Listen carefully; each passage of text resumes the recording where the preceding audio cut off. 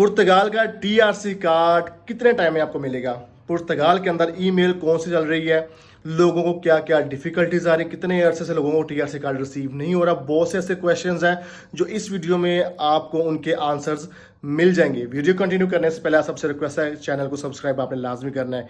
एक बड़ी खबर बता दूं आपको कि मैंने गिव अवे अनाउंस करने जा रहा हूं, जिसके अंदर मैं एवरी मंथ डिफरेंट प्लेटफॉर्म से 5 बंदे पिक करूंगा, जिनकी मैं फ्री वीज़ा प्रोसेसिंग करूंगा, 1 रुपया भी चार्ज नहीं करूंगा। 5 बंदे ऐसे लकी ड्रॉ निकाला करूंगा।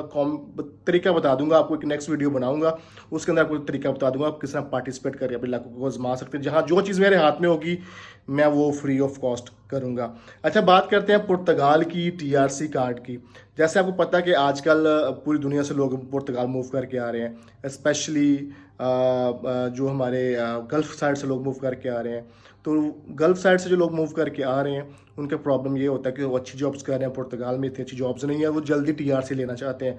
सबसे पहले एक बात बता दूं कि पुर्तगाल के अंदर इस टाइम जो लाइन लगी हुई है, जैसे आप पुर्तगाल में एंटर होते हैं, अपनी फाइल लॉक करते हैं, फाइल लॉक के बाद फिर आपको टैक्सेस पे करने पड़ते हैं, लीगल हो चाहे इलीगल हो। तो पहले तो होता था लीगल वालों को 6 टैक्स और इलीगल को 12 टैक्स चाहिए होता था। अब भाई वो कहानी खत्म हो गई हुई है। अब वो कहते हैं ना कि लंगर वाली लाइन में लगना पड़ेगा आपको, जब तक कार्ड नहीं आता आपने टैक्स पे करना ही है। एक और सिचुएशन है आपका नेक्स्ट वीडियो में एक्सप्लेन करूँगा, जो भाई को कार्ड नहीं मिला।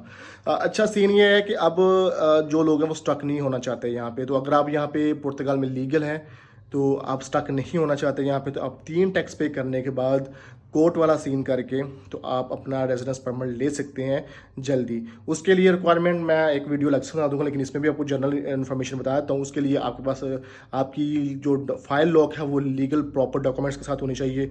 उसके अंदर कोई 2 नंबर डॉक्यूमेंट नहीं होना। जो मोस्टली पुर्तगाल में जो जितने भी एजेंट या यूट्यूबर जो वो भी कले वॉट एवर जो ऐसे चलते फिरते थर्ड पार्टियों के साथ काम, मोस्टली बंगालियों के साथ ही काम कर रहे होते हैं, तो ये ऐसे फेक डॉक्यूमेंट्स लगाते हैं जिसमें आपका जो रिफ्यूज़ल होते हैं, इन्वेस्टिगेशन होती है, वो प्रॉब्लम आती है। एक तो जो फाइल है वो परफेक्ट प्योर प्रॉपर डॉक्यूमेंट्स का फाइल लॉक होनी चाहिए। दूसरा आपके पास जॉब कॉन्ट्रैक्ट होना चाहिए, रनिंग कॉन्ट्रैक्ट होना चाहिए, और वो 1 साल का होना चाहिए, ठीक है। और इसमें आपके फुल मंथ की सैलरी होनी चाहिए, इससे काम नहीं होनी चाहिए। इसके साथ अगर आप सेल्फ एम्प्लॉयड है, सेल्फ एम्प्लॉयड वाला अलग है, आपकी फाइल लॉक होनी चाहिए। आर्टिकल 89 के अंदर आपकी सेल्फ एम्प्लॉयड एक्टिविटी होनी चाहिए। फिर आपकी अकॉर्डिंग टू लॉ जो टैक्स है उतनी आपकी सैलरी स्लिप और प्लस टैक्स आपका होना चाहिए। तो ये मोटी मोटी इन्फॉर्मेशन दे रहा हूँ, और बाकी आपके नॉर्मल डॉक्यूमेंट्स आपके साथ ही होते हैं, और एक अपनी इमरजेंसी डिक्लेयर करनी होती है। तो जब आप लॉयर के पास जाते हैं तो लॉयर आपका केस प्रिपेयर करके वो बता देते हैं किस तरह इन कंडीशंस के ऊपर आपका केस प्रिपेयर होगा। तो भाई ये सीन है कि आप अगर जल्दी कार्ड लेना चाहते हैं, नॉर्मल लाइन भाई 3 साल लग रहे हैं, मौजूदा 3 साल। अगर आप ग्रुप्स फॉलो कर रहे हैं, मेरी वीडियोस फॉलो कर रहे हैं, तो मैं रियलिटी बेस पे बात कर रहा हूँ, कोई ड्रीम्स नहीं दिखा रहा था। बड़े लोग कहते हैं भाई कि आप लोगों को डीमोटी।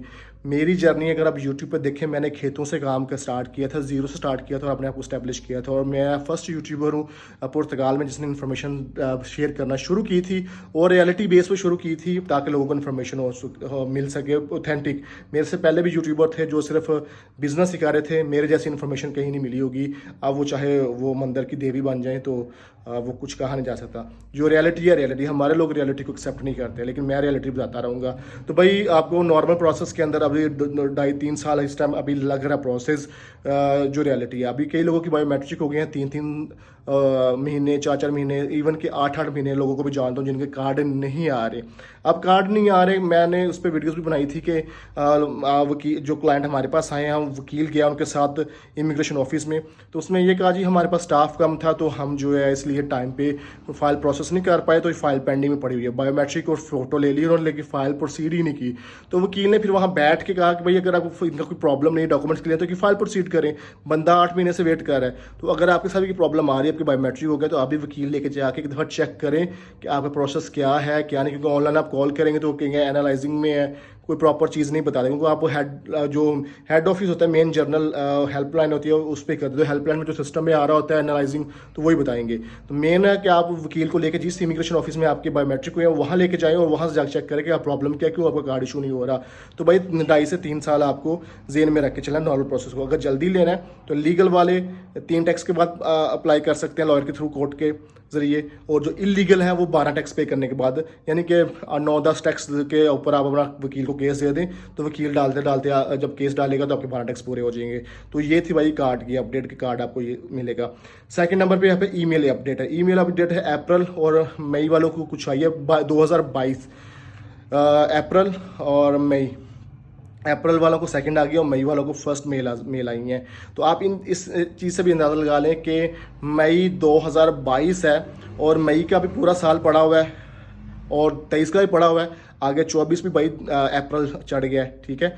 तो इससे अंदाज़ा लगा लें कितना गैप आ गया इस चीज़ के अंदर, कितना बैकलॉग पड़ा हुआ है। और जो आईएमए इमिग्रेशन ऑफिस है जो डिपार्टमेंट है उसके प्रेसिडेंट की मैं एक न्यूज़ कॉन्फ्रेंस पर देख रहा था, उसमें उसने बोला है कि हम ये सारे केसेस 2025 के एंड तक से पहले नहीं कर, और हो सकता है कि 2026 तक भी चले जाएं। तो उसने बोला कि हम 2024 और 25 के अंदर सिर्फ 2,60,000 इमिग्रेंट्स को क्लियर कर पाएंगे, केसेस को डील कर पाएंगे।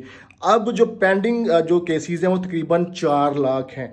सिर्फ उसने क्या बोला है 2025 तक 2,70,000 इमिग्रेंट्स को हम क्लियर कर पाएंगे, बाकी जो पेंडिंग है वो फिर 2026 पे चले जाएंगे। तो इन चीज़ों से भी हम एनालिसिस, ये सिर्फ बातें अभी होती है ना, प्रैक्टिकली तो नहीं, वो अंदाज़ा बता रहे हैं आपको।